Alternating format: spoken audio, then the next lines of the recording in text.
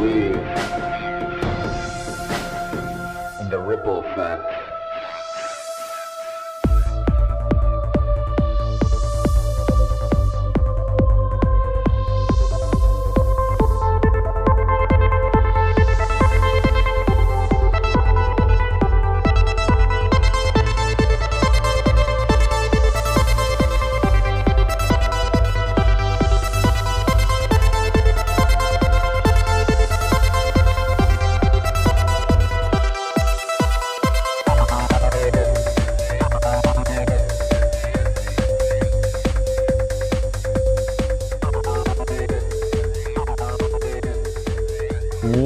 What's up? Another episode of Ripple Effect Podcast. Of course, I'm your host, Ricardo Renz, also known as Ricky Renz, and a great episode for you today.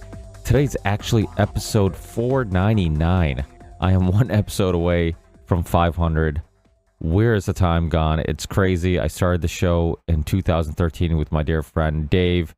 Slowly, it started expanding and just reflecting on all the amazing guests. And throughout the years, I have somehow convinced a lot of amazing people to come on the show. Famous people, incredibly fascinating and intelligent people, people who are at the pinnacle of the music industry, film, art, history, PhDs, nutritionists, professional athletes, whistleblowers, historic figures, and so many other amazing people that I have without a doubt learned a lot from talking and listening to. It's just been an amazing, absolutely incredible journey and ride, and I'm so glad many of you have been on this ride with me for a long time. And all you new listeners, please go back and check out the archives. There's so many amazing guests that honestly I even sometimes forget that I've had on the show. And speaking of amazing guests, Alex Krainer, my guest today, is just one of the many amazing people I've gotten to meet because of this podcast. And that's really been one of the most amazing parts of this journey, is just being able to connect with so many people all over the world, so many different backgrounds, picking at people's brains, trying to figure out how do I navigate a conversation while sometimes being insecure or hesitant about my ideas, or just being able to sometimes focus in when so many other things in my personal life are a little rocky or busy or demanding my attention and focus. And I bring this up because I'm not perfect. I'm human and average like many of you listeners out there. And I also deal with procrastination or lack of focus or energy. But all these experiences and all the anxiety before having a big guest on, all these things are what life is about. Life's about experiences, and these are some of the things we talk about on this podcast. And this is why I love having Alex on. He's also been on the Union of the Unwanted, which is kind of like a panel roundtable show I do with Charlie Robinson, Midnight Mike from the OBDM show, and Sam Tripoli. So please check out that show if you're not familiar with it. And today with Alex, and he is a returning guest, he's been on the Ripple Effect podcast quite a few times. We talk about a lot of different things, but I think if I had to zoom out and pick one sentence to kind of describe this podcast, I think in general, you can say we were talking about the re-engineering of society. So because I'm in such a great mood and I'm reflecting on almost 500 episodes of the Ripple Effect podcast, I'm going to go right to the conversation, and I'm just going to skip all the sponsors and all that stuff. If you do want to support the show, of course, go to the rippleeffectpodcast.com and you'll find all the ways of doing so, or you can go in the show description, regardless where you're watching or listening to the Ripple Effect podcast. All those links should be in the show description. Thanks, guys. Enjoy this amazing conversation with Alex Krainer. Check out all his links in the show description also, and I'll talk to you on the next one. Peace.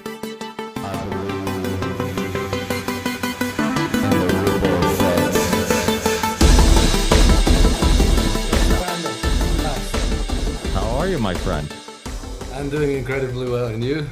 Good. I'm hanging in there, keeping busy and trying to keep track of, just the craziness in the world. Yes, not easy to keep track these days, is it? No, I think that's probably one of the most difficult things, is there's so many stories and current events, and you're trying to, because obviously we're limited on time. We're trying to figure out as individuals, like, okay, where do I invest my time and research into? Like, is this story worth taking time to research, or is it just going to be one of the many stories that just is a headline for one day and really isn't significant, in the whole scheme of things? So that is a difficult thing to do. Or do you find you struggle with the same thing, just keeping up with like, okay, there's a new story, but is this worth looking into, or should I just let it go? Or do you have specific things that you keep track of, and then everything else you're like, you know what, that's not important? I don't know, man. I'm kind of feeling inclined to dig into everything that comes my way, which of course is not even remotely possible. Did we get cut off? We did not Damn. cut off. You froze, it looks like. Oh, you're back. Sorry. It wasn't me. I didn't freeze. It was must have been the internet connection. I'm fine. Don't worry. No, I was saying it's very, very difficult. I'm inclined to dig into everything, but obviously that's not even, theoretically possible because everything seems to be happening all at the same time. So, you have the wars, the pandemics, the collapse of the EU, the unraveling of the United States, the populist movements, the immigration, China, Russia, Ukraine, Middle East, Palestinians, Israelis, the Houthis, oh dear God. And then not to mention all these other things like LGBT and attack on the farmers and the farmer protests, and there's like no end to it. So I like to keep the big perspective in mind, as we've been warned many times by several people that everything that we're experiencing now is essentially the clash of two systems of governance. And so I guess that everything kind of stems from that clash. And so I don't know, this Croatian admiral, who is a really superb geopolitical and military affairs analyst, he said that this is not even a World War III. This is a global total war, by which he meant it's being fought on all levels globally.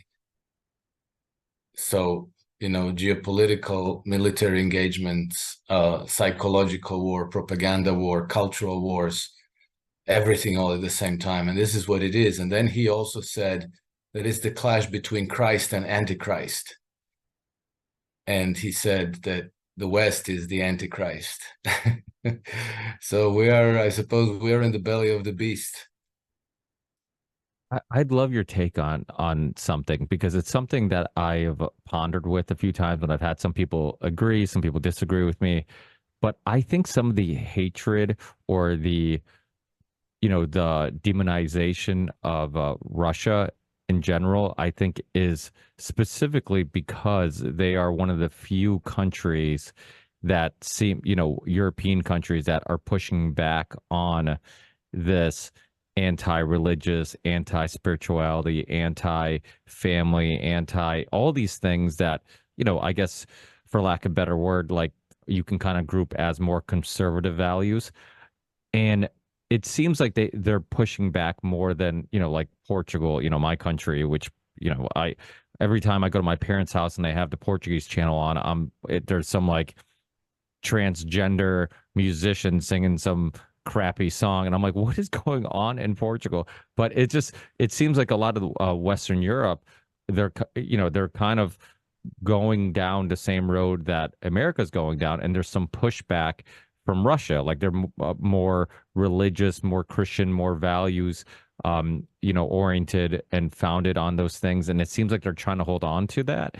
And, you know, I'm somebody who really looked into a lot of Alexander Dugin and a lot what he had to say, and found his work very fascinating. I know some people don't like him, but I tend to think that there is some substance and a lot of truth in what he's saying in regards to, the West being anti, Russia more than just geopolitical purposes or whatnot, but it's more of an ideology and philosophy thing. What do you think? No, I think that's absolutely right because a few years ago, I forget when it was even, but it was I think 18 or 2018 or something like that when the Russians outlawed not homosexuality. They outlawed the marketing of this gender dysphoria to young people. So they made it illegal for the propaganda of these things. You know, if you're gay or if you're whatever, you know, knock yourself out, live your life. That's not illegal, but influencing children and young people was made illegal. So you could get in trouble if you do that. And I think that as a sovereign country, they're fully in their right to do that. But Western media went apeshit over this. Like it's really, really, really important for them for that to be legal. And I'm wondering why. And, you know, clearly we are being under some sort of a cultural assault where all these non-traditional values that really don't correspond to the average person's values are being pushed very aggressively. You know, they are aggressively sexualizing children in schools. It's not just Portugal, it's everywhere. It's if you want to be part of the club, these are the things that you have to do.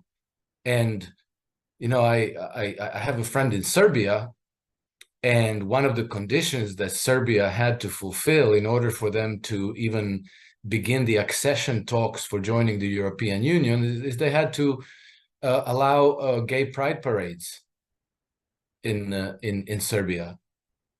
And people thought, like, what? Like, why? What's the... And so it's all very, very bizarre. And I think that a lot of people still think that this is some kind of progressivism and tolerance and so on. But it isn't. It's something else. I think it's an assault on family values. I think it's an assault on traditional values. It's not only that. We also see increasingly open embracing of Satanism as supposedly just another faith that, you know, people are free to choose. Well, you know, you can be Catholic or you can be Protestant or Muslim or you can be a Satanist. Well, I don't know. I don't see it that way. You know, I don't think we can relativize just absolutely everything. And then, you know, we've always had a certain position on pedophiles and pedophilia. It was never tolerated in any society. Now, all of a sudden, it's like, oh, it's just another sexual orientation. You know, they're minor attracted persons. And then you have these people who are going around and saying, oh, it's not at all harmful. It can actually be good for the kids. And love is love, you know, really? Love is love. So like if a grown-up gropes a child, that's love. I don't see that as a lie. That's a violation. Violence is not love. I'm sorry. It's exactly the opposite. So they're trying to normalize all these things.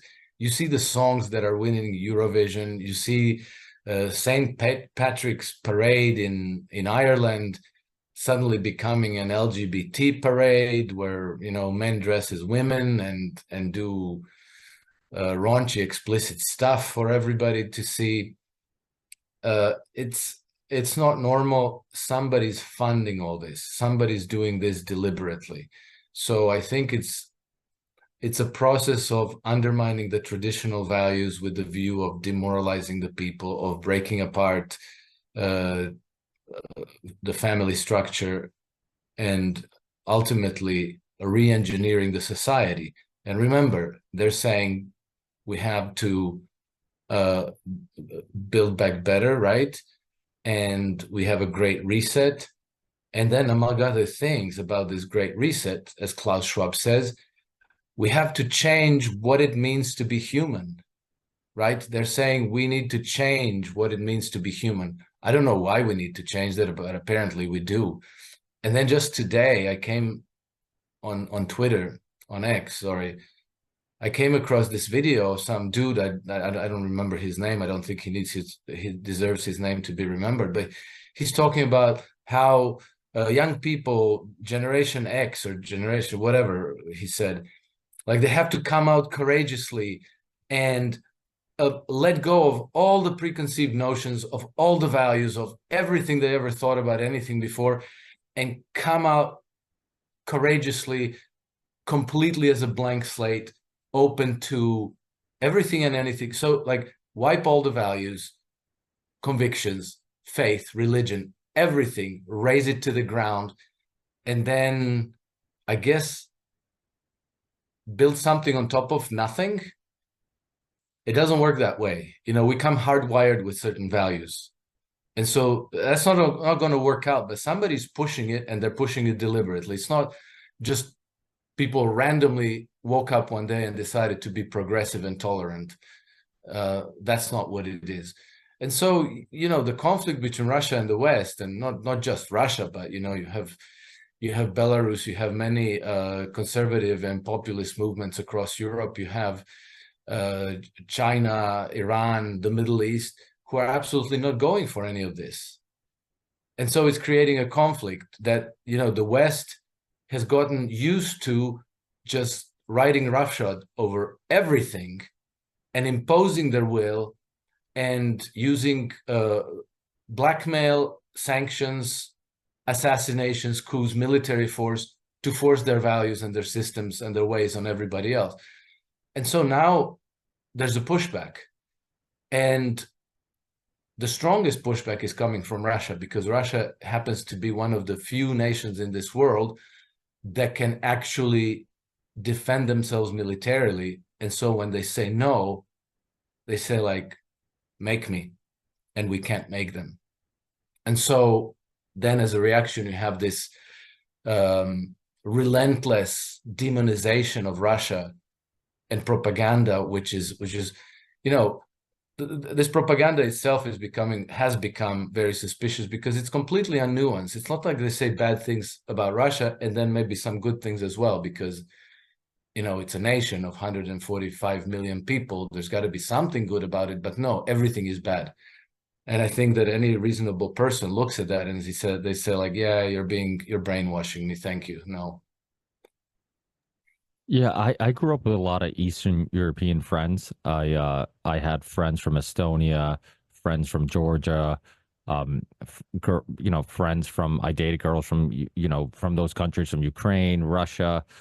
When I met my wife, she thought I had a Eastern European fetish because I dated so many girls. So I'm like, but they were attractive. They were, there's something like they reminded me of the families I grew up in, my family, because they were still very close to, like, everybody lived together, everybody took care of each other, they had family values, and there's something I was attracted to that. It was something that I liked very much about that, this idea of like, okay, a woman, a girl, whatever, and they were, they cared about the family values.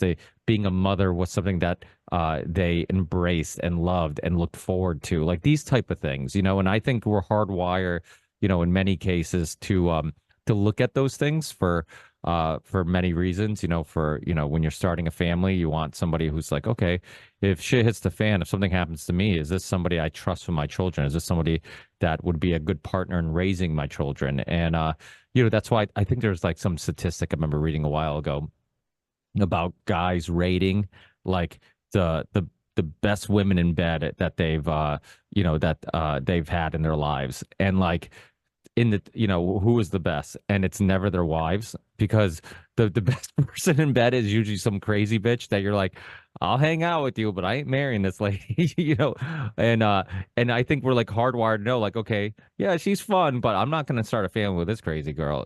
So I think we do appreciate those things. I know a lot of friends of mine, even like some Lebanese friends that grew up in America, and then dated, never did anything serious, and then they went back to Lebanon, brought back a woman, and got married and started a family immediately, because they just didn't find what they were. And not just with Lebanese friends of mine, but other friends of mine, like Polish friends, other people who will go back to their country, grab a beautiful girl who still is rooted in that culture and have those values and have them become Americanized, and then bring them back here and start a family. And so I think those values are important. And I think, we can't minimize, and it's not to say that everybody needs to start a family. It's not to say that, it's the right path, or it's one size fits all for everybody. Maybe some people can live a very fulfilled life without kids and without starting a family. You know, obviously I'm biased. I started a family. I have kids. I think it's the greatest gift I've ever been given was the opportunity to become a father and have this responsibility of raising them and just all the amazing things that come with it. But I think, like you're saying, it's much deeper than that. They're trying to completely destroy America and its values. And I mean, you look at the border crisis, you look at like you said, the pushing of these things, it's like DeSantis in Florida, the Don't Say Gay bill, people would call it that. It's like there's nothing wrong with saying that you shouldn't be pushing any of these ideologies onto people. And I also get the argument. I remember when I had Professor Michael Millerman, who was the professor who one of the first, I think he was the first person to translate Alexander Dugin's books into English, and he's friends with Alexander Dugin. I remember him saying when we're having this exact discussion, he's like, well, people always say they don't want, ideas or philosophies or perspectives pushed on their children unless it's the ones they agree with. And I'm like, we do have to, realize like, yeah, I get that. Like these are things that I disagree with, and I have to like kind of see from the perspective of like,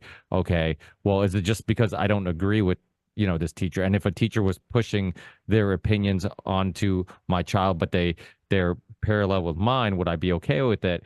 So it does, that discussion is interesting and it's something worth discussing, but it's in many cases I say, hey, how about we just focus on the things that everybody can agree on, like science or history, and then you realize like we can't even agree on that either. So it's like it's hard to really look at this issue as like, okay, what are the things our kids should be taught, and are there any neutral topics?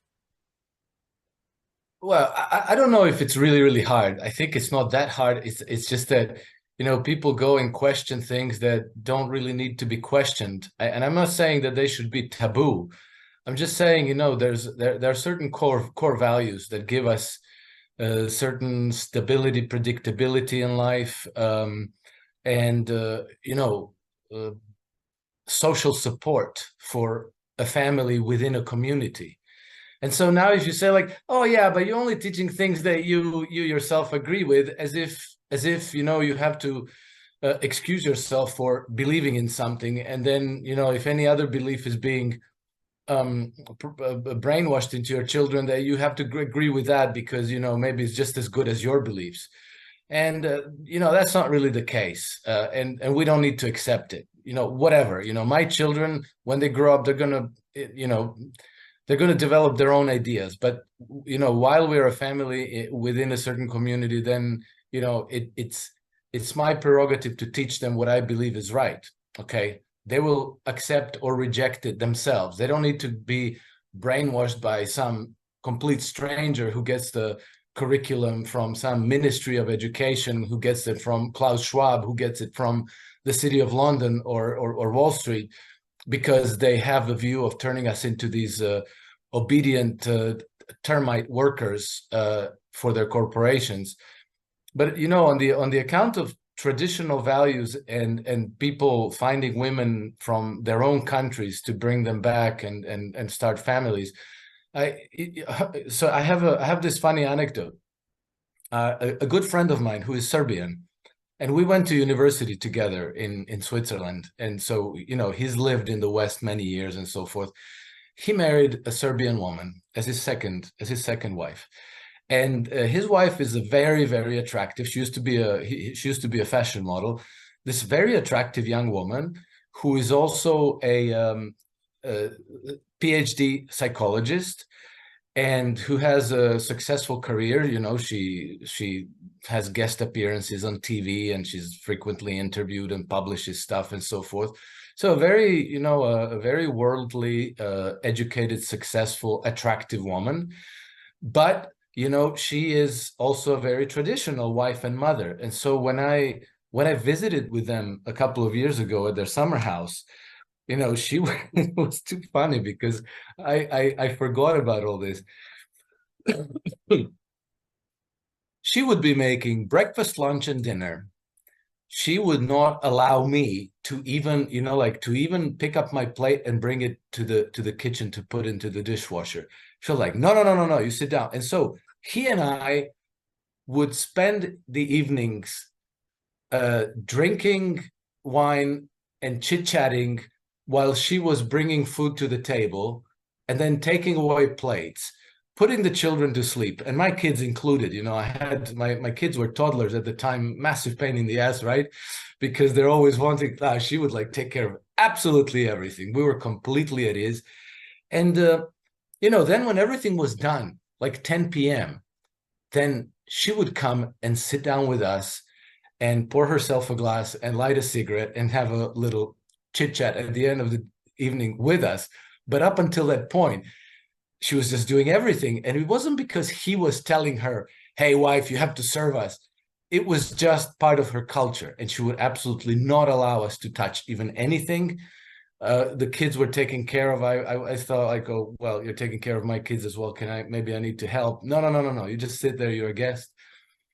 And so, well, they're happily married. Their kids are the same age as my kids. So, everything wonderful. Where me, I married an American woman, right? and I'm a divorcee. I ended up on the wrong side of that divide where half or more than half of marriages crash. And the whole thing, a litigious culture, I'll take you to court, all of that stuff. And so there's definitely value in all that.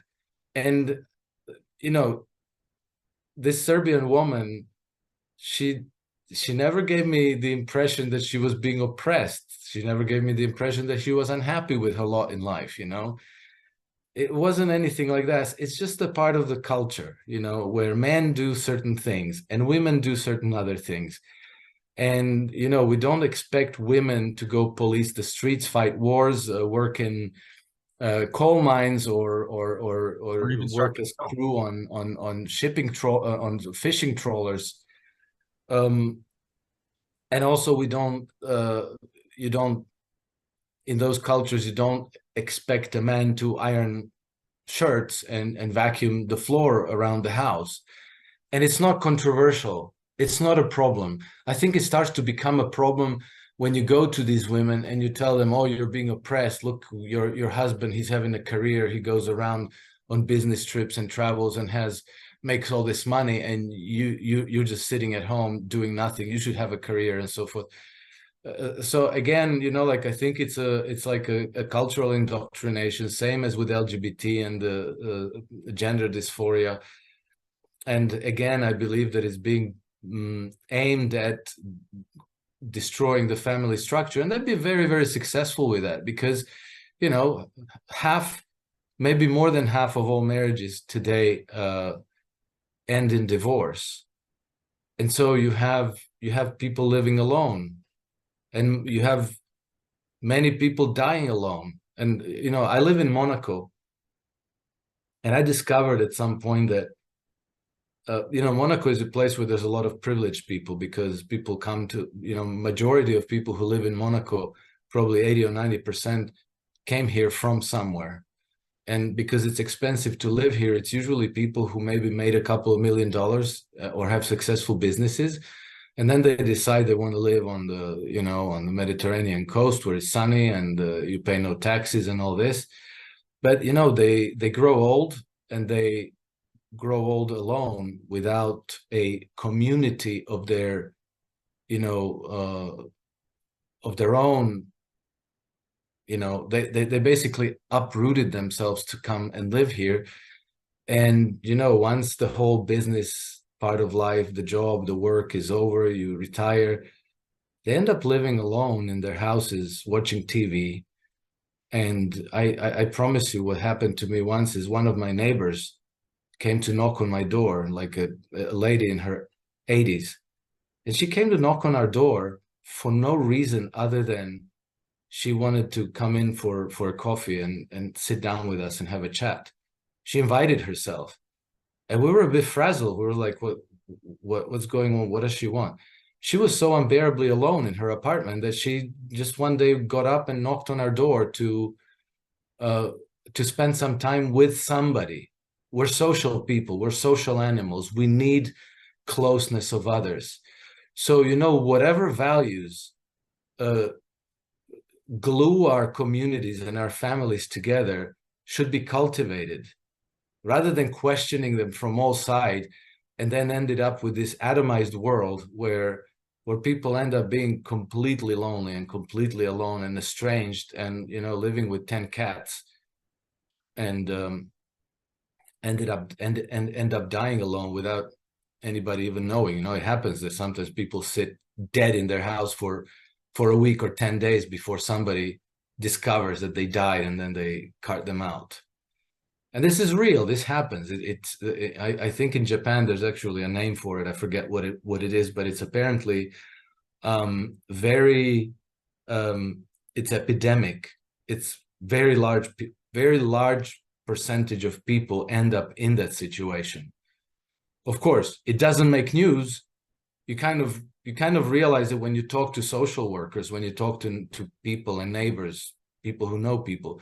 It's not on TV, it's not in the news, but it's real. And so I think that we have to cultivate family values, we have to cultivate traditional values, and we have to understand that there is value in ironing shirts and running the vacuum cleaner in the same way as there's value as being a firefighter and a policeman and a fishing trawler crew. There's different roles that have to be fulfilled. Not all of it is glorious, but that's what makes human society. So if you're still on the market, ladies, did you hear that he divorced a American woman and can still afford to live in Monaco? So he's got to be doing well for himself. If Alex is on the market, give him a call. I'm kidding. Ricky, that's not exactly the script that I gave you to read out. You have to read it word for word what I sent you.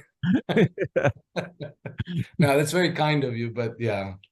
No, good for you. I mean, I'm sure you've worked very hard, at in your life, and you deserve all the gifts life has given you. But without a doubt, everything you're saying is so true. You're not suppressing people for finding for. I mean, if you it reminds me, and I've brought this up numerous of times in the past because I think it's such a relevant and important podcast that people kind of forgot about and didn't realize the importance in it. A long time ago, this is way before COVID, there was a swap cast between Sam Harris and Dan Carlin from Hardcore History with Dan Carlin. It's a history podcast. And they were doing a podcast together as friends, but it eventually turned into a debate. And one thing that they debated was this idea, because Dan Carlin understood it. He has reflected on history, his whole life. He loves history and different times, different cultures, different parts of the world, different ways of life, right? And I think that perspective helped him see the flaws in Sam Harris's his own perspective. And one of the things they were debating was this idea of like, okay, Sam Harris believes that these women in the Middle East who are wearing these clothes that are covering them, like they're doing it because they don't know any better, or because they're being forced to, or because they're being suppressed culturally or as women or whatever. And Dan Carlin was trying to give the perspective of like, that's the way they grew up. That is their norm. That is their culture. They might be doing it because they enjoy wearing it and not because, they're being suppressed. They don't look at it as they're being suppressed. It's no different than like, my Muslim friends who don't eat pork. They don't look at it as like, something's wrong with me because I eat pork, and they don't. I mean, pork's a huge part of Portuguese culture. And it's like, it's different cultures. I understand they were raised, a certain way. These are foods they eat, and then these are foods I eat, and whatever those foods are, it becomes your norm. It becomes you. I don't feel like somebody's suppressing me from Chinese food because my whole life they were raising me to eat Portuguese food. Like, oh, how dare you not ever tell me there was these other types of food that I could have had? It's like, no, I actually enjoy the foods I grew up eating because those are the foods that became my normal. And so I think that's something that people, especially after 9/11, a lot of people would say like, oh, we need to, spread our freedom. It's like, well, what you're really trying to spread is your view of the world, your worldview onto other people who might have a completely different worldview.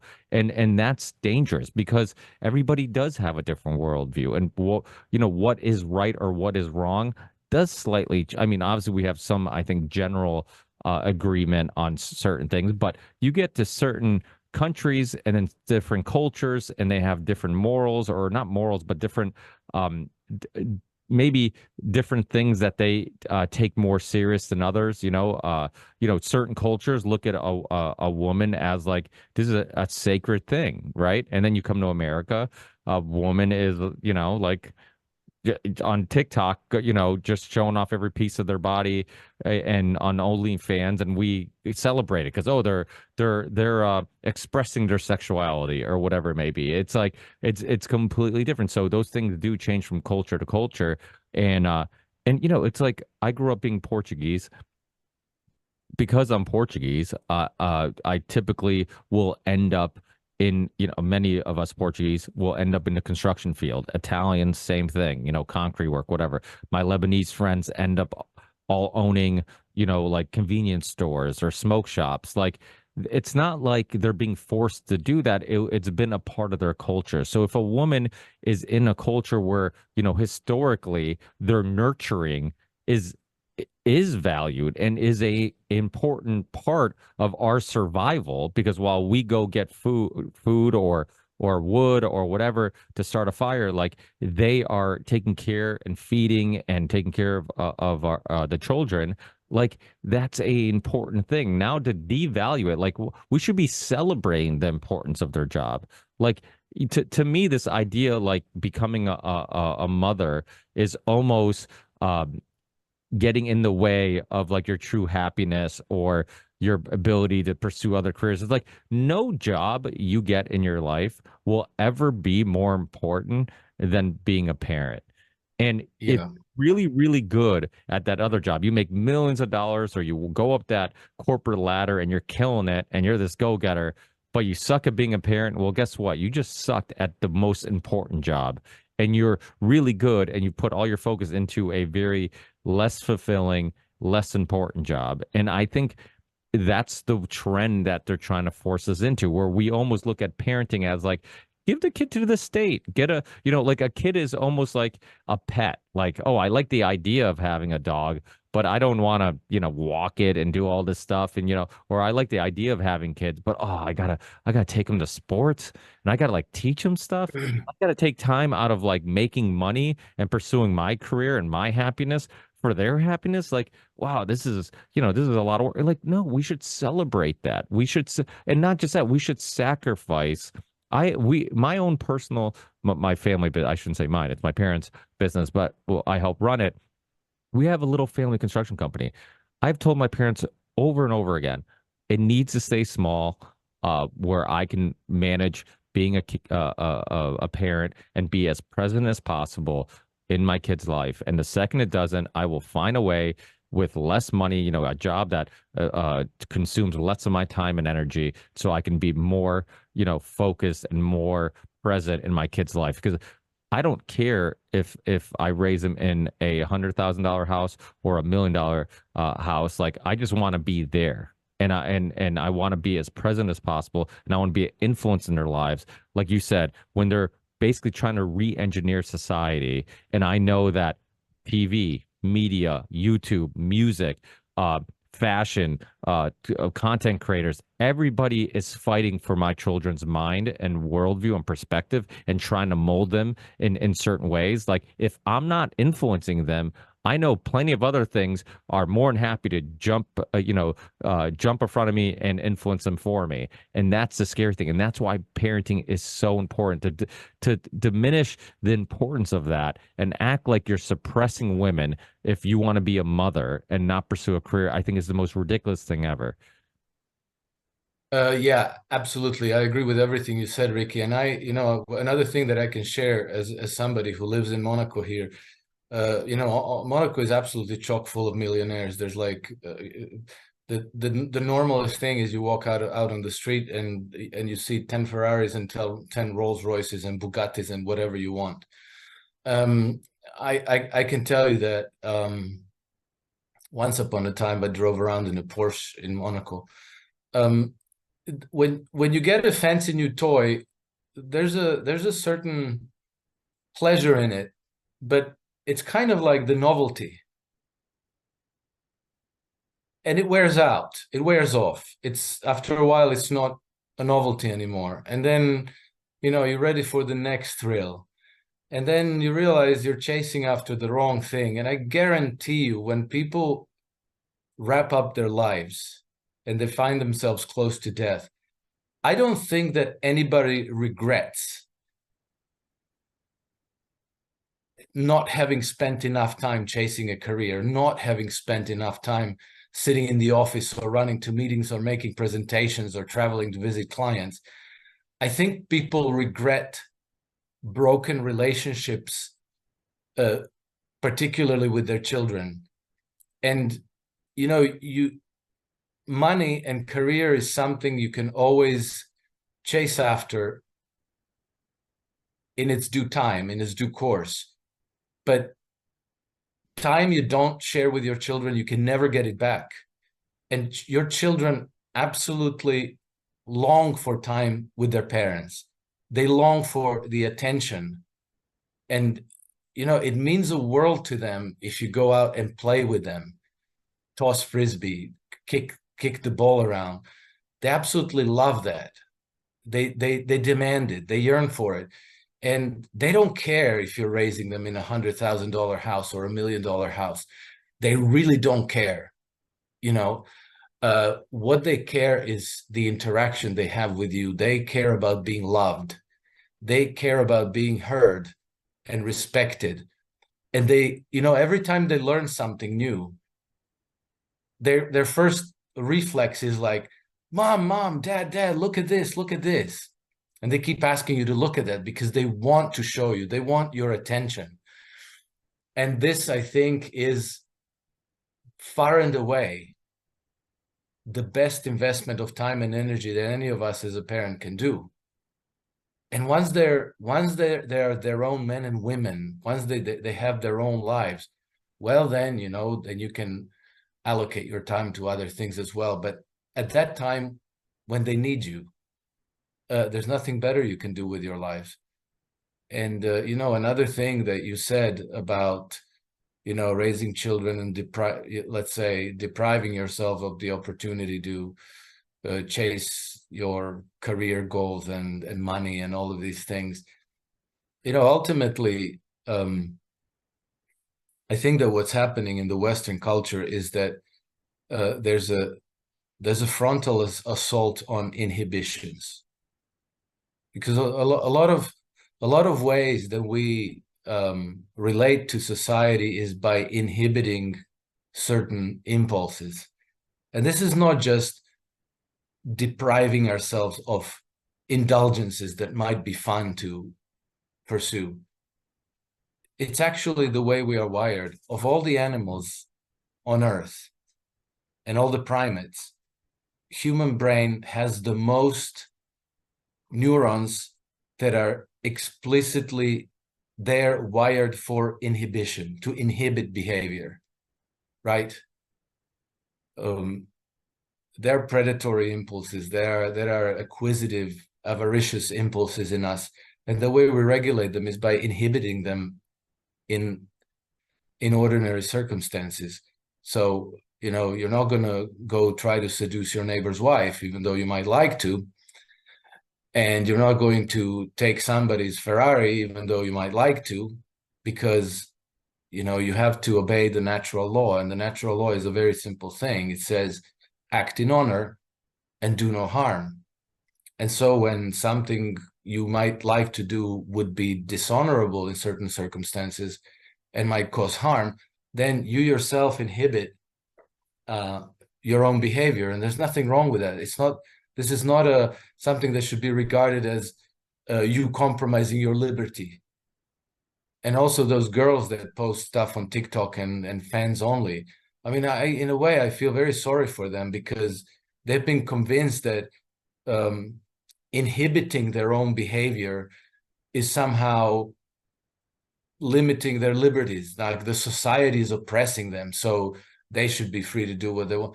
Well, I guarantee you that none of that, internet remembers everything. It's not ever going away. And, gosh, what if one day your children find your videos and what are you going to tell them?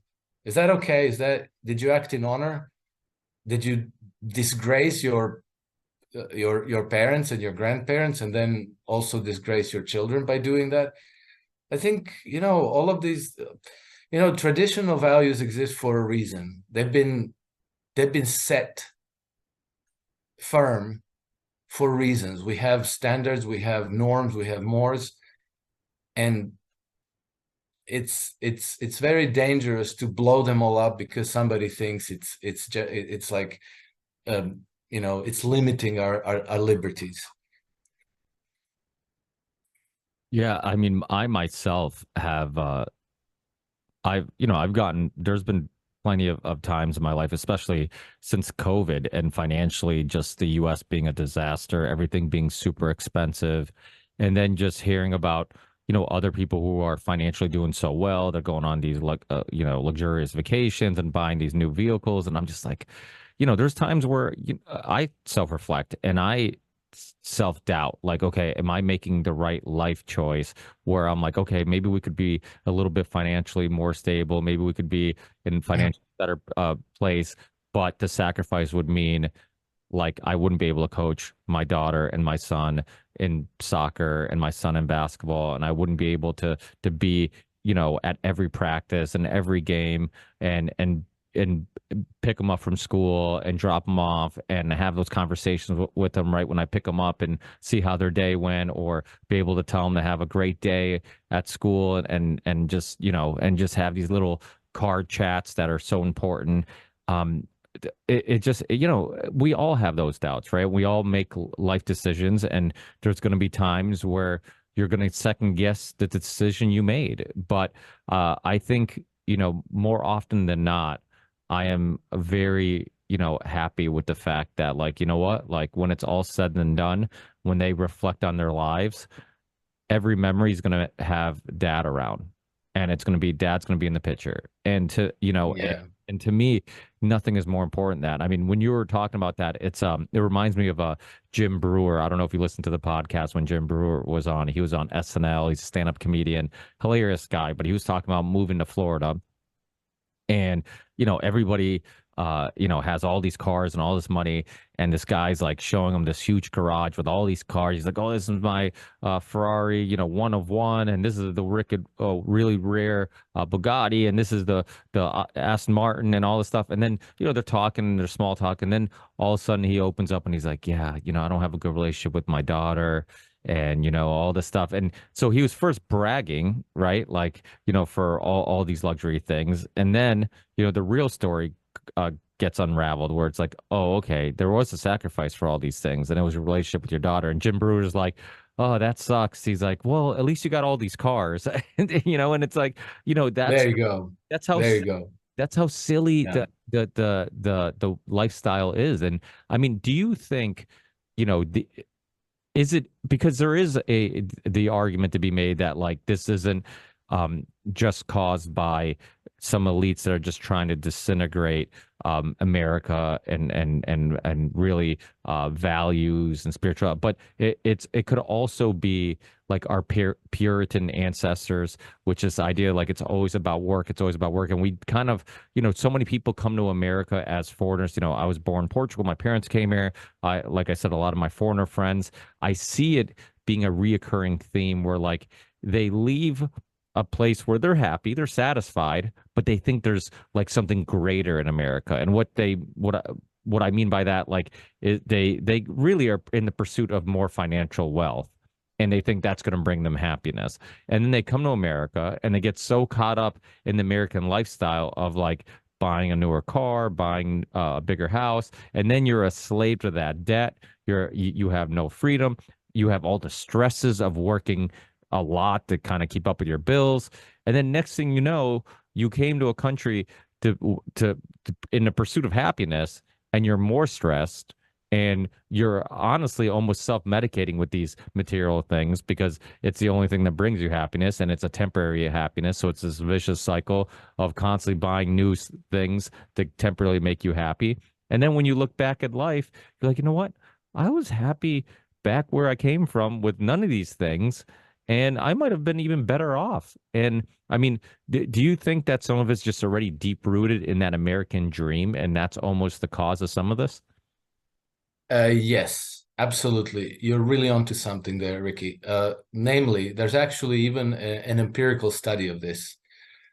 So it was, I cannot tell you the exact, I cannot point you to the exact source in this conversation, but I came across this study in Ian McGilchrist's book, Master and His Emissary.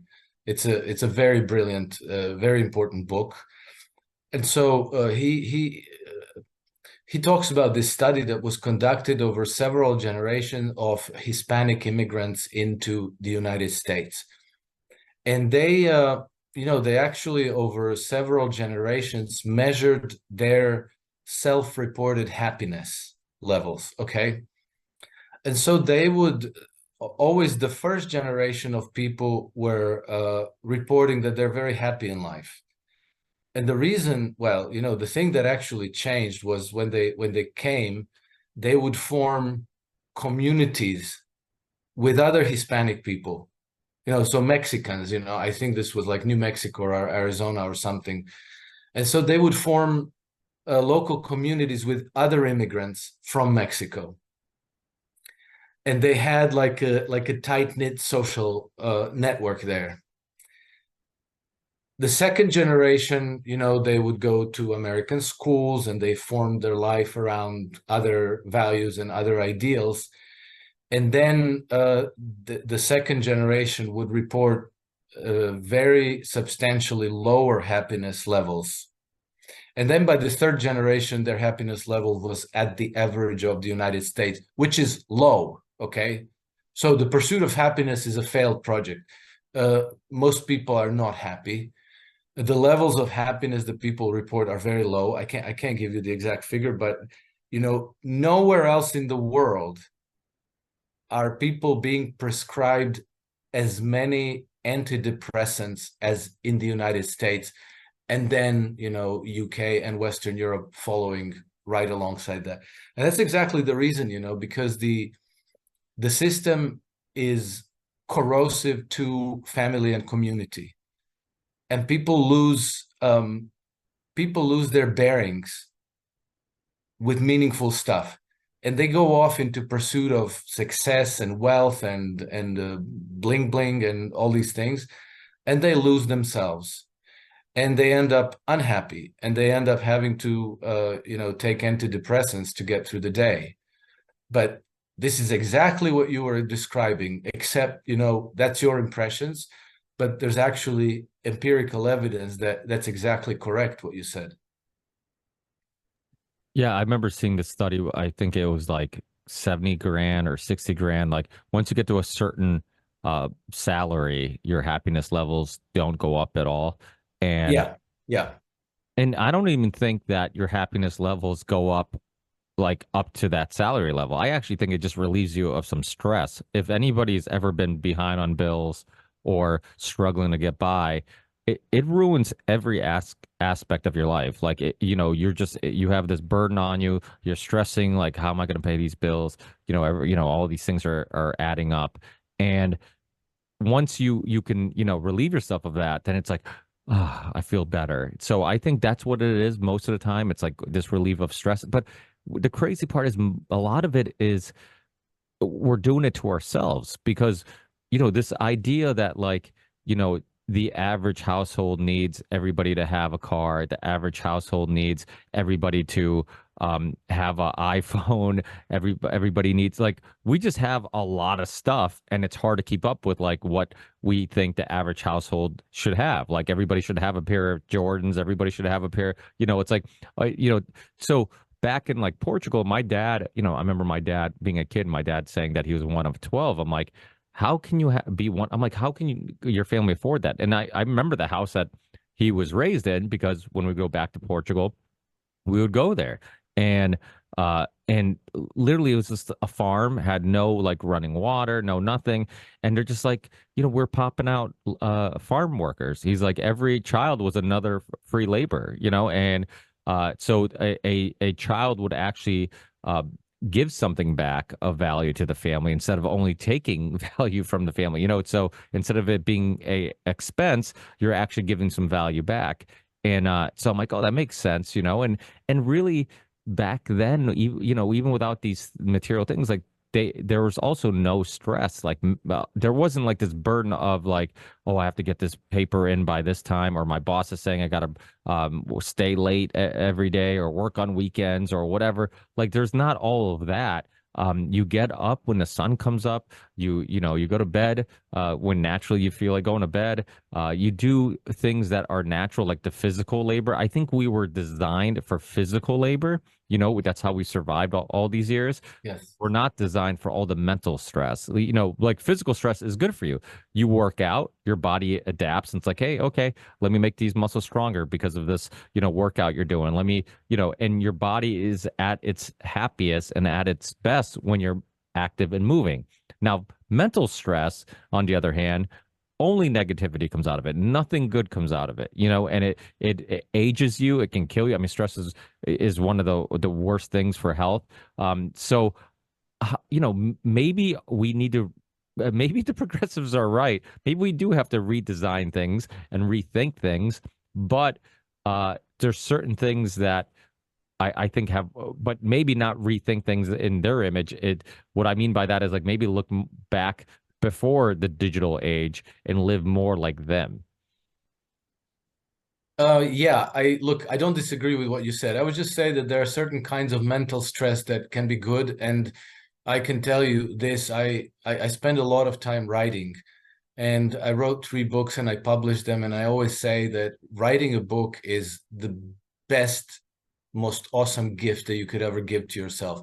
However, when you're facing a blank page, it's it's an absolutely agonizing moment, and the whole process is agonizing and stressful and difficult. But when you come to the end of it, you feel a certain sense of accomplishment, and it's very rewarding, regardless of even if you don't sell a single copy of it. There's a certain satisfaction that comes with it, and it's a lot of sitting down and typing into a computer.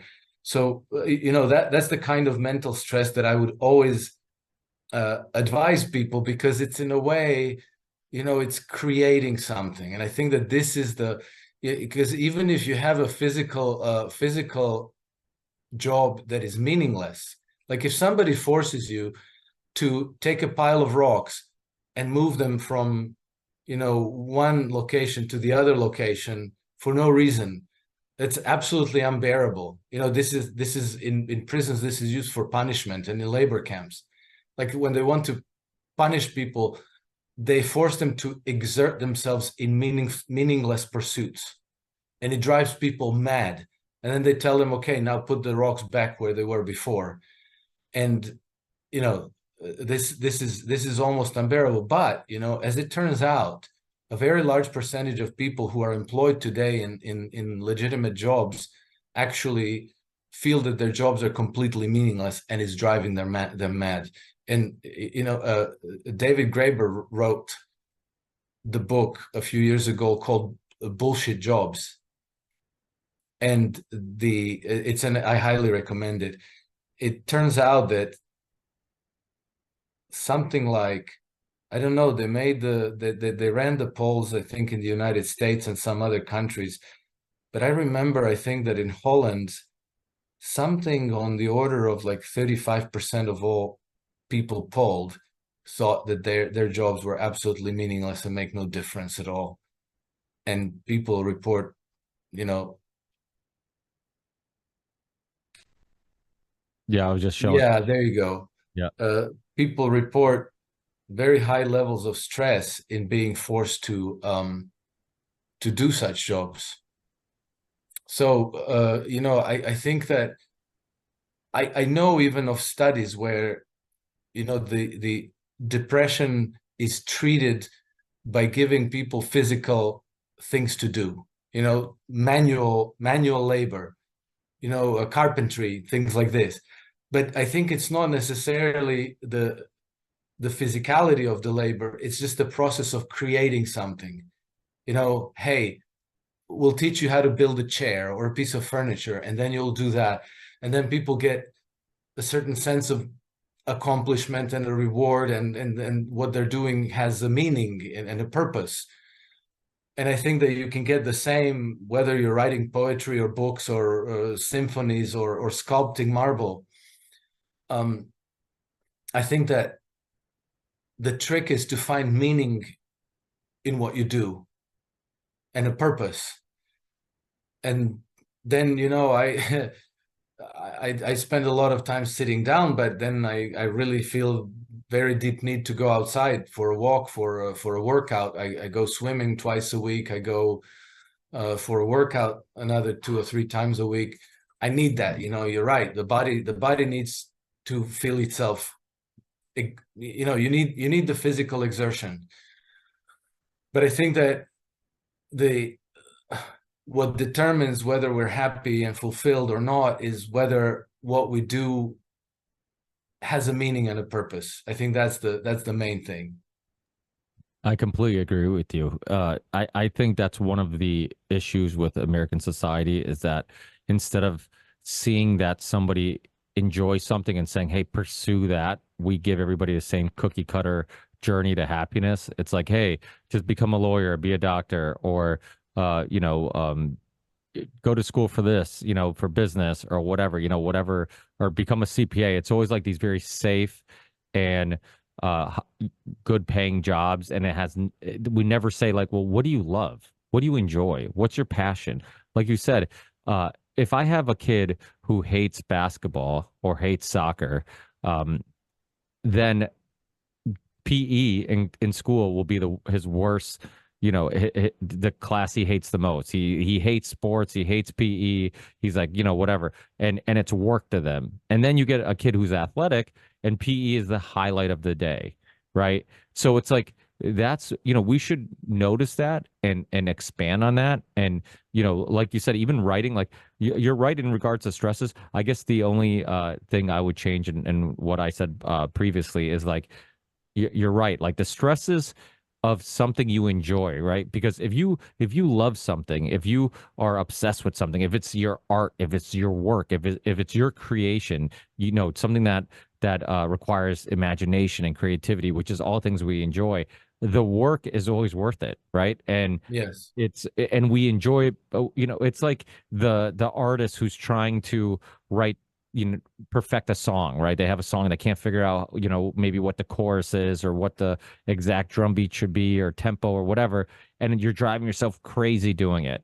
And it's work, it's stressful, but you love it. So it never really feels like work. It's like this podcast for me. Like I tell people all the time, like the connecting with people, the scheduling, the uploading, like there's parts of the podcast that are just work, like uploading it and editing it and all that stuff.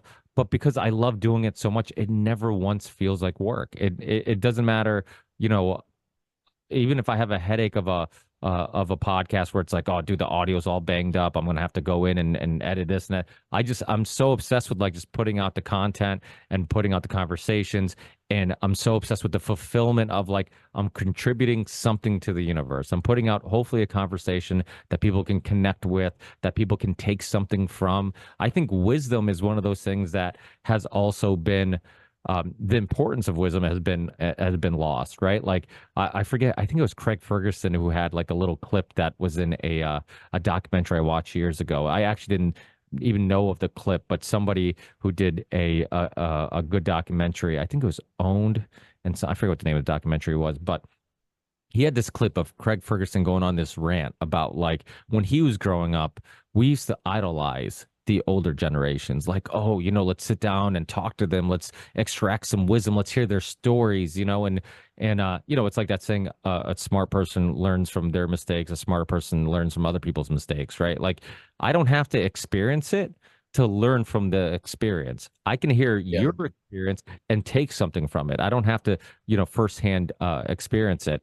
And Craig Ferguson he's a Scottish or Irish comedian, but he was talking about how like now we celebrate young people and recklessness and people who don't give a f about anything. And he's like, what we respect, what we celebrate, what we appreciate has all changed, and that has become a part of our social issues. Yeah, absolutely. That's part of this cultural war. That's the global total war that is being waged upon us. And I think that these traditional values, the family values, the community values, this is the thing that we're losing, and we end up, how do you call it, rootless. It's almost like an organic thing. If you uproot the forest and instead plant individual things in their pots, well, how easy are they to knock down? Whereas if you have a thick forest with intertwined roots, it's a different thing. It's a different thing, and I think that this is exactly similar to how human societies operate. When you live in a community of people who have multi-generational roots in that community, where people know one another, people know each other's parents, and life becomes very, very much easier. It becomes much, much easier than it is when you're a random individual and a random anonymous individual in a big crowd. And I'll tell you one concrete example of this. So a few years ago, in 2007, I decided to make an investment in Croatia, and I bought some agricultural land, right? And so there was a lot that I was able to buy, but it was bigger than what I was able to afford. So I discussed this with some friends, and we decided for partners to come together and to buy it. And so, the way we did it was entirely personal. So I bought the land, and the three other guys just gave me the money. And so I became the owner on paper. They had no contract with me, no loan contract, no partition, shares, nothing, no partnership agreement. It was just a personal arrangement. Nobody asked me, how are you going to pay me back? How are you going to give me my land? We just made this agreement. And I was very shocked. Well, I wasn't shocked, but I was a little bit surprised, because where I live and in the world in which I make my living, you sometimes spend weeks poring over every line and every word of contracts that you negotiate with people, and you kind of get into this funk of interpreting clauses of how somebody might screw you, because you expect that. That's what you expect. If this isn't rock solid, if it isn't formulated just perfectly, I open myself to being completely screwed and torn apart in court. Whereas here, back in the community where I grew up, we could just have a chat over coffee and say like, hey, yeah, that sounds like a great idea. Okay, why don't each one of you give me like $20,000 and we're gonna go do this together? And they know that that's what's gonna, because that's the spirit of our agreement. And nobody stresses around whether Alex is going to screw them, because they know Alex, they know my parents, they know where I live, they know maybe that my mom used to date that guy when they were young, and my dad used to, like you have these long, deep roots. And in that environment, like the social sanction, if I try to cheat and defraud other members of this community, it's almost unthinkable. So the relationships are based on trust, and they work. So we did what we said we would do, and it never crossed my mind that like, these suckers gave me all their money, now I can just disappear and pretend like, hey, no, that's not I thought we never talked about buying any land. I just bought myself a Porsche, and you guys can go pound sand because you don't have anything in your hands to take me to court. You just gave me your money. That's what happened. So it doesn't work that way. Again, this these kinds of things become possible where a society cultivates the traditional values and they cultivate a sense of community. And then also, if something goes wrong for you, let's say you lose your job, your business collapses, well, people are going to help you out, and nobody's going to ask like how you're going to pay me back. And if you don't have a roof over your head, somebody will give you a room, and they're not going to ask you for rent because you're going to do the same for them when their luck runs out. So there's a normal unspoken kind of ethos of mutual support and mutual help. So then people are not anxious about losing their jobs and becoming homeless. And if somebody wants to abuse them at their job, if they have an abusive boss, you can tell them to go,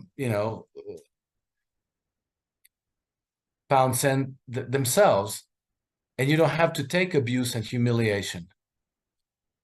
And so overall, life is better. Maybe you're not going to be driving a Porsche in your community, but it doesn't matter at all. I live in a community where there's Porsches all over the place, and I guarantee you it doesn't make happiness, and it doesn't make life free from anxiety. It's the people that make the difference, not things. And that's really God honest truth. And I came to that the long way, because when I came to Monaco as a 20-something-year-old man, I was consumed by ambition. I became a hedge fund manager because I wanted to make the money. And then once I made the money, I realized that I was after the wrong things. And I was, in a way, I was also lucky because I became a father at the age of 40 when I understood all these things. And I understood that, rather than pursuing material things, being a parent was a way higher priority. So I knew those things. Whereas I think that maybe had I had a child in my 20s, who knows if I would have been as good a father as I try to be now. Yeah, no, I agree. I was late 20s, early 30s when we had our started our family, and I look back and I'm like, I don't think I'd be a bad parent in my early 20s, but I'm like, I definitely think who I am today is better for the job than who I Yeah. was. And we should constantly be self-improving. But yeah, love and community, that's so important. There was that study, remember, I forget what it's called, and I've referenced it millions of times throughout the years of doing podcasts, but with the monkey where they like starved a newborn monkey, and then they had like a cage where it had food, and then they had a cage where it had its mother, and the monkey went to the cage with its mother because the comfort and love was more important than the food. And so I mean that's just one of many examples of stuff like that. And that's the thing, like community guidelines. Usually we use that term when we're talking about YouTube censoring us or social media, but like before there was social media, community guidelines meant like our community, we had like certain standards that we expected from one another. And because I love the people that I live in this community with, and I want them to like me, I want them to respect me, I want to be a part of their lives and for them to be a part of my lives. There's standards, there's unwritten rules. And I think that alone would keep people in check. You don't need the government to tell you, don't do this or don't do that. Like sometimes we don't do things just because we want to be a good participant in our community. So this idea that like, I mean, well, you look at New York. New York's a perfect example. We always talk about how rude people are in the city. Well, that's because there's no community. It's a melting pot of so many different types of people from so many different types of places. You go to New York, you bump into somebody, and you go, "Oh, sorry about that." Like before, you could say sorry. They're already down the street. They don't care about you. They don't care about your apology. They don't care. They're just worried about themselves. And and that's what happens when you don't have community. Now you go to the South, of the U.S., where there's small communities. Everybody talks a little slower. People will small talk a little more, like in New York, they have that New York minute thing where it's like nobody's got time for anything, because everybody's just, Yeah. they're so just into themselves and their own lives. And yet New York, they're probably much uh unhappy, much more unhappy than people in other parts of the country where they do have community. So that's the thing about these type of lessons. It's like I'm all for progress, but it's like we can't just progress for progress sake. And there's certain things that we're gonna lose in that pursuit of progress. And if we're working more, we're more detached, right? Like you look at Zoom, like I love being able to connect with you in Monaco, but it wouldn't be the same as us hanging out, in person, because we're sober right now. We probably wouldn't be if we're in person. But we there's something missing when it's artificial, right? There's something, and you can't really uh quantify it or explain it. But like you said, we're such social creatures, and that's one of the things that gives me faith, is that I think no matter what type of artificial world they're creating or pushing us towards, I think there's always gonna be a sense of emptiness and something unsatisfying and unfulfilling that will make us rethink, like, okay, like maybe this isn't the life I need to find happiness. Maybe happiness was much more simple than I thought, and it was just connecting with friends and family and connecting in my community. What do you think? Are you optimistic in regards to that? Yes, I think so, Ricky. I mean, we are in a tight spot, and there's a lot of bad things going on, but it's not a new thing in history. And if we go back 100 years, where humanity was back then at the end of World War One, things look hellish and dismal. And then humanity always rises back from the ashes, like the phoenix. So I think that what is happening today is maybe even more powerful than anything that ever happened in history before, because now we have internet, we have ways to connect with each other, to exchange information. It is much, much more difficult to mislead people and to lie to them, and the truth finds its way a lot quicker to a lot more people. And I think that people now realize that we need to find meaning, and they're realizing that the meaning is not in pursuit of these superficial material values. And I think that more and more people are waking up to that every day.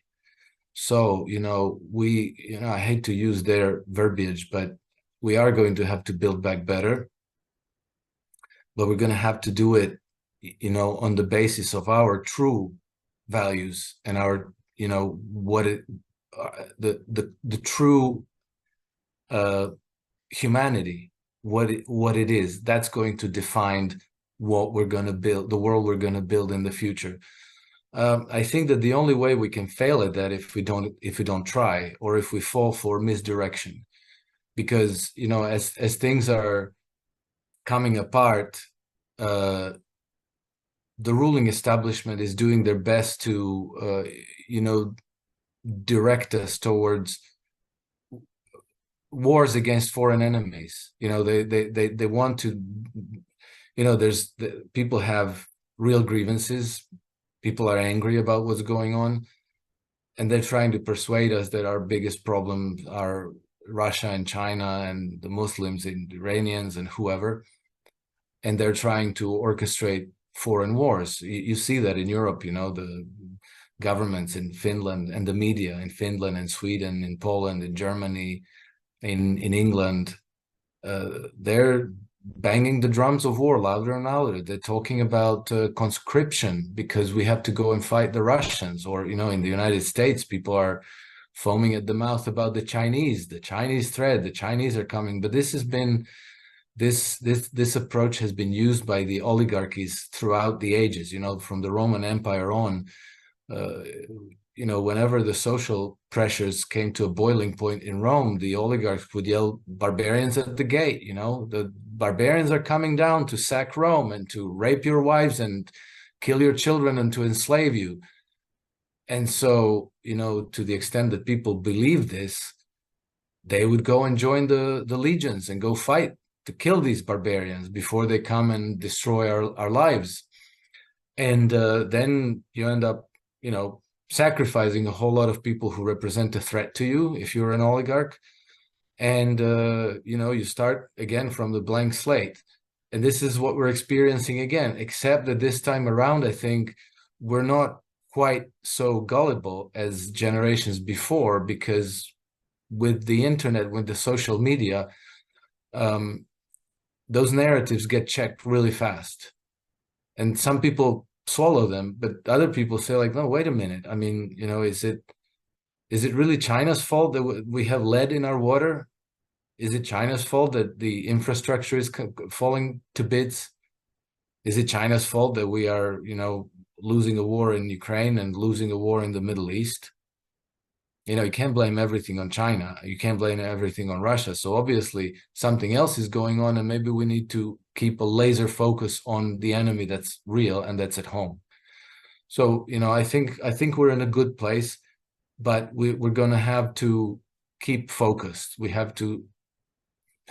going to have to make sure that we don't get distracted, that we don't get pitted one against the other, that we don't get suckered into fighting foreign wars for, not our benefit, but the benefit of the oligarchy that's ruling over us and so forth. How do you see some of this, some like the Ukraine war or Israel, Hamas, like all these conflicts just keep, and then like just the poking of the bear with Iran. It just seems like it's all escalating, and I'm wondering how, if it's all gonna, if we're gonna find some way out of this without World War III happening, or like, what's your thoughts? Are things gonna keep escalating? Are you afraid of things just continuously escalating in that direction, or do you feel like, just like historically we've had conflicts and we haven't, since World War II, we haven't gotten to that point where all hell breaks loose? Well, I think that the wars primarily are needed as a means of creating emergencies at home. Because if you have a major war abroad, that keeps internal conflicts frozen in place. And so, as George Orwell described in 1984, these wars in like they said, we've always been at war against Eurasia, or we've always been at war against East Asia. It's never really clear to people whether these wars are even real or fictitious, but they were just maintained as kind of an emergency around which the society had to kind of close ranks behind their political leadership.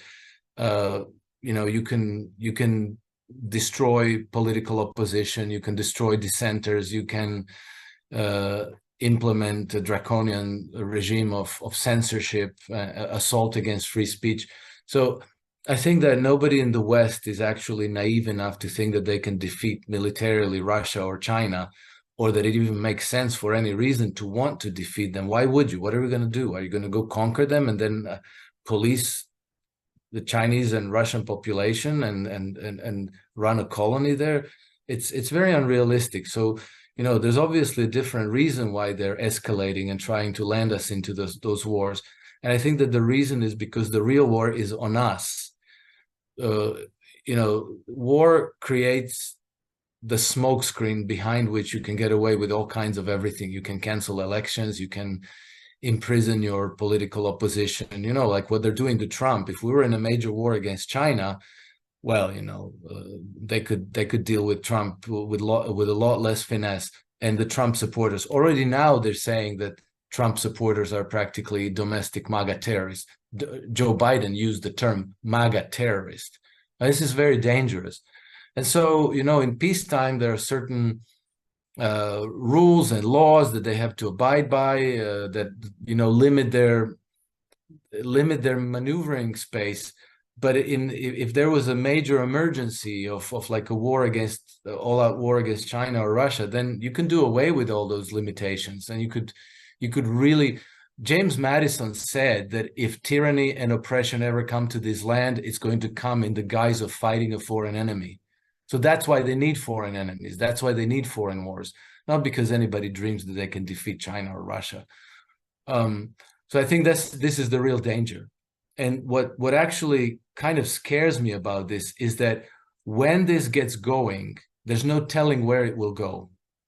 Example, 1930s Germany.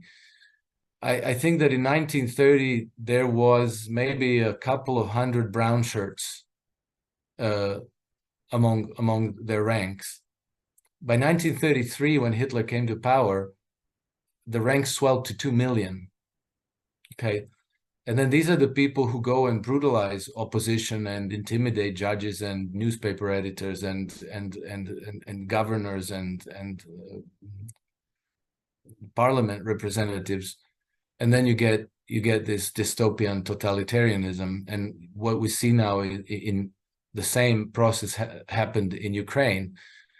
These extreme right-wing extremist parties were extremely unpopular in Ukraine in 2014 when the coup happened. In the first elections in 2014, the right sector, the Pravi sector, and Svoboda party, which are the neo-Nazis, they combined, they won 1.6% of the popular vote. Today, we see these neo-fascist goons scooping up young men, boys, and old men off the streets to shove them into the trenches on the Eastern Front to fight Russia. So this is the real danger. And so, how does this happen? Well, somebody funds those brown shirt movements. You have to pay them. You have to give them their uniforms. So when the Tiki Torch marches start, people don't quite suspect how malignant this can become. But give it a few years, and those men could be sweeping up your children off the street to shove them into the Pacific theater against China, or on the Eastern Front against Russia. So we have to be very careful, because they already started forming these brown shirt movements. We see them, and people laugh. They're feds, but they shouldn't be dismissed so lightly, because these movements do metastasize, and we need to find out who's funding it and for what reason. Well, we can guess for what reason, but somebody's funding them. These uniforms didn't buy themselves, and the placards that they carry, and these Tiki Torch marches that they have. It happened in Miami a few weeks ago. It happened I think in New York recently. You see them all uniformed with masks over their faces. There's a danger in that. And so I think that we have to be very, very vigilant, because, as the example of Ukraine showed, if these movements are not checked, if they're not scrutinized and pushed against, they can result in, all the fighting age men being sacrificed. And, Ukraine lost about 500,000 people, even though nobody wanted to fight the war. As recently as Zelensky's election, Zelensky was elected in 2019, so not 4 years ago. And he was elected on the platform of promising normalization of relations with Russia, and promising peace with Eastern Ukraine, and making Russian language legal again. So all of those things people chose. The Ukrainians voted for Zelensky. 3 out of 4 Ukrainians voted for Zelensky. He had a huge mandate. But then this was all turned around against them. And now, you have people who earn $300 a pop for every warm body that they can shove into the meat grinder against Russia.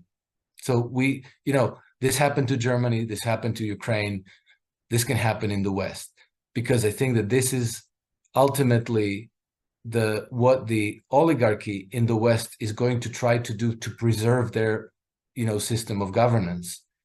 They're going to try to Nazify Western nations like Poland, Germany, France, the Baltic nations, Britain, and even United States, Canada, Australia, and they're going to try to preserve their system by shoving more and more and more of us into these permanent wars.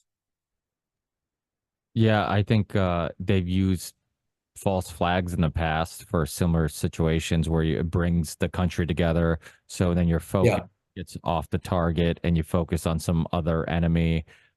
It's typically the case, right? Like instead of blaming the people who are actually at fault for your domestic issues, you can kind of redirect their attention on something else. 9/11 was after 9/11. I mean, Bush's approval ratings went skyrocketing, and it was huge, and everybody was super patriotic, and everybody came together. You know, and yeah, what was it, the Russian Moscow apartment fires, right? That was used to kind of justify the Chechnyan war. It was, and right, are you familiar with that? There was the fires at the apartments that, and then come to find out. yeah. Well, I don't know exactly. Some of those terror attacks were legit conducted by these jihadis from Chechnya and Dagestan. The apartment fire and the theater fire in Moscow, I don't know. There are allegations that was organized by the FSB, by the Russian intelligence, but I don't honestly, I don't know whether that's true. The um the The the Spanish. terror war against Russia has been imposed by the West. It has been from the early 1990s or even late 1980s. It has been an extensive operation managed by the CIA. Bin They had their man Richard Secord, who was a veteran of dirty tricks campaigns, who set up in Baku, Azerbaijan, and he had an airline there set up that was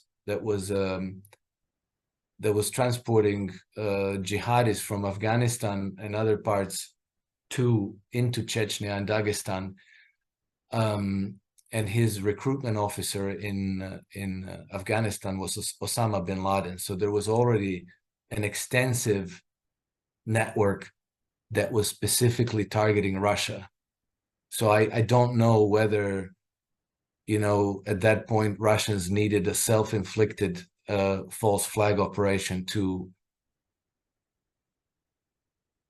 engage in those wars. Those wars were already upon them. Yeah. Well, it's the reason why it sounds believable, and not to say again, like I've heard both sides of the argument, and I'm not very certain of either one being 100% justified. But when you look at like Pearl Harbor, for example, like a lot of people, it's not that the conflict wasn't there, and it's not like that Pearl Harbor didn't happen, but the U.S. was very intelligent in regards to like, hey, how do we, get people even more war hungry? Well, let's let this happen, and then it becomes this huge historical event, and we can mourn all the losses and all this stuff.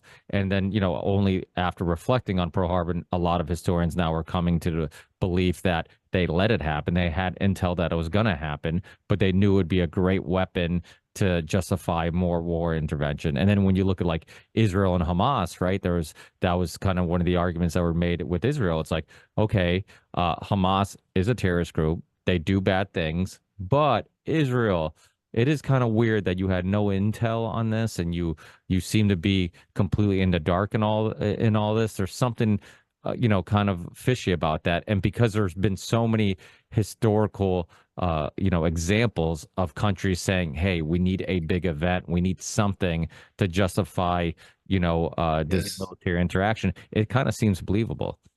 Yeah, I do think that 7 October probably was a false flag attack, and there are so many telltale signs, so many, and even we know that you know today everybody has to condemn Hamas, but we have to remember that the funding for Hamas came from Israel and from the West via Qatar. And not only is nobody uh, uh, talking about sanctioning Qatar, UBS recently gave Qatar a $8 or $9 billion loan as a reward for their role. So the story is very, very murky, and there's clearly some dirty tricks that were being played by Western intelligence agencies and probably Mossad. I don't expect that the leadership in Israel knew that this was going to happen, because false flags are always orchestrated by very small groups of people who know what they're doing. The politicians are kind of ambushed, but once it happens, then it sets off a chain of events, and this is what we saw in Israel. But I think there's a very good chance that Hamas, or at least the top leadership of Hamas, was in cahoots with the Western intelligence agencies, and they were in cahoots with them, absolutely, because the top leaders of Hamas were based in Qatar, in their posh upscale offices. They didn't live in Gaza.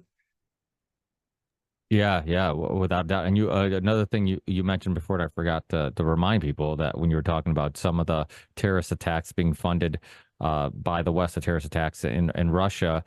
I mean, go back to the Soviet Union and Afghanistan and the U.S.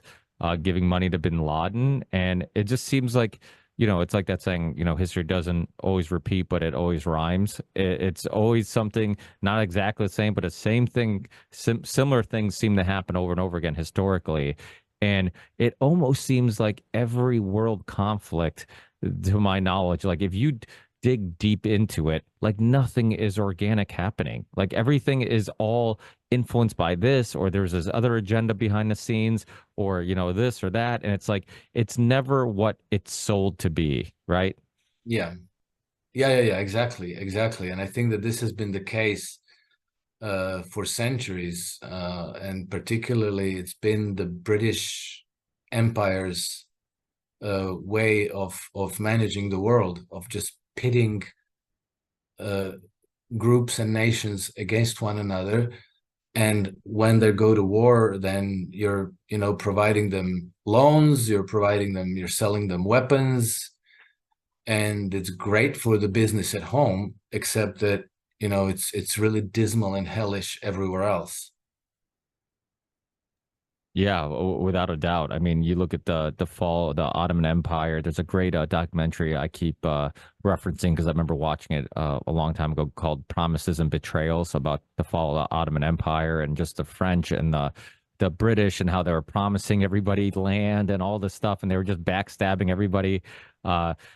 Basically it's similar to what you were talking about, the business world, where it's just like you got to read the fine print because everybody's being lied to, and everybody's trying to screw somebody else over. And that's kind of what happened. It's everybody was being lied to. Everybody was, and it was all like the Middle East. When people are like, "Oh, the Middle East is always a mess," and I'm like, "You're right, but it's not organically always a mess. It's because they want it to always be a mess. If there was some kind of stable Middle East, how do you justify the getting the military involvement, all the bases, all this stealing of resources? I mean, I always think about how like natural resources is almost a curse. It's a resource curse, because why do countries with crazy amounts of natural resources seem to be so poor, and then the US and the UK, which have very little natural resources to offer the world, are rich with militaries and funding and money and their economies and whatever? It's like, why is that? Do people ever think like, how can that be? How can countries that have so many natural resources be so poor? And again, like it's just like all the things we've been talking about, it's not organic. Yeah, it's set up that way by design, and it's set up that way by design a long time before we were even born.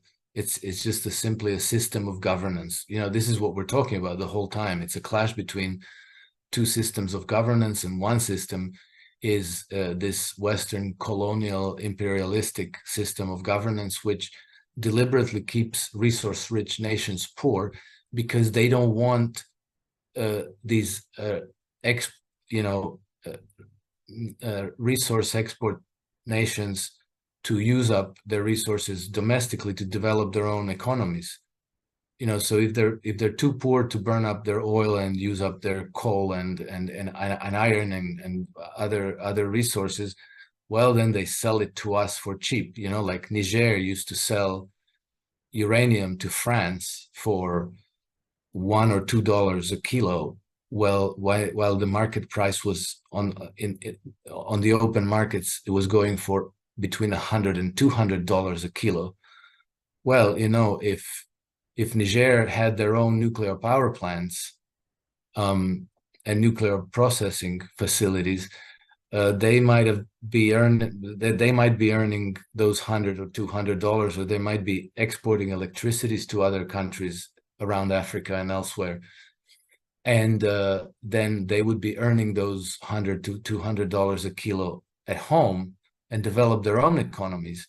Well, that doesn't work for us because we want that uranium for $1 a kilo. And so how are you going to oblige them to sell you that? Well, you need to send some troops and you need to set up a military base. And so if some leader comes up with some uppity ideas of like, hey, maybe we should get $2 for our uranium. Well, they pop him right out. They replace him with somebody else. And then you have all these African leaders who have bank accounts in London and in Switzerland and villas in the south of France and yachts, of course, but the whole rest of their country is being destroyed and kept in crushing poverty. This is the model of governance. This is what's been done all over the place in South America, Central America, Africa, Southeast Asia, the Philippines, Malaysia, Indonesia, everywhere, the same thing always. And I think that the fact that militarily strong nations like Russia and China have now said no, and Iran, we're not doing it this way, and that they're even helping colonized nations to fight back, is why the West is so hysterical and is escalating wars all over the place. Yeah, I mean, it's historically we used to blame it on socialism or communism. Oh, Venezuela and Latin America, they didn't do well. Look how they're examples of communism, social. It's like that's if you ignore all the other interaction and involvement of the U.S. and all the coups, and if you just completely ignore history, that makes a whole lot of sense. Yeah. You have to ignore all context, and you have to just judge them on one variable. And then people say like, oh, they're socialists, look how terribly they're doing. Well, the fact that they're under crushing sanctions and a practically naval embargo, well, maybe that has something to do with it as well. Absolutely, absolutely. Well, I know it's getting late in Monaco, and I know this is around the time you like to take your convertible Porsche out on the strip. I'm kidding. I know, no, I no longer drive a Porsche. I live a very simple life. I'm no longer a hedge fund manager. I now do things that I want to do. I'm not. And Yeah. much And happier. I don't drive a Porsche anymore. I was just kidding. But can you let people know? First of all, thank you so much for your time. You Oh, always. it's always a pleasure, Ricky. It's been a while. I, Yeah, I am easy to find on X. My handle is @NakedHedgy, and I have a Substack called Alex Krainer's Trend Compass. And I think that the URL is www.substack.alexkrainer.com, something like that. It's easy to find. And from there, you can find my other platforms and websites and blogs. Yeah, I'll put everything in the show. So if people want to connect with him or keep up with his latest work, he's always interviewed on tons of great shows. And anytime I see your face appear on the feed, I'm always like, got to check out that interview. I know you do a lot of conversations with our mutual friend Mel K. She loves having you on, and many other great shows. Yeah. And so definitely check out any interview that Alex has done. It's always a wealth of knowledge, and it's always great to get his perspective on what's going on in the world. Thank you, Alex. Let's make the next one not too, far in the distant Too future. far into the future. Yeah. Who knows? The world is changing so radically day in, day out. Who knows what we're going to find next time we connect. So, yeah, thank you. Always a pleasure. Warm greetings to all your viewers and listeners. And until the next time, Ricky, take care. Hey, thanks. Ciao. Bye.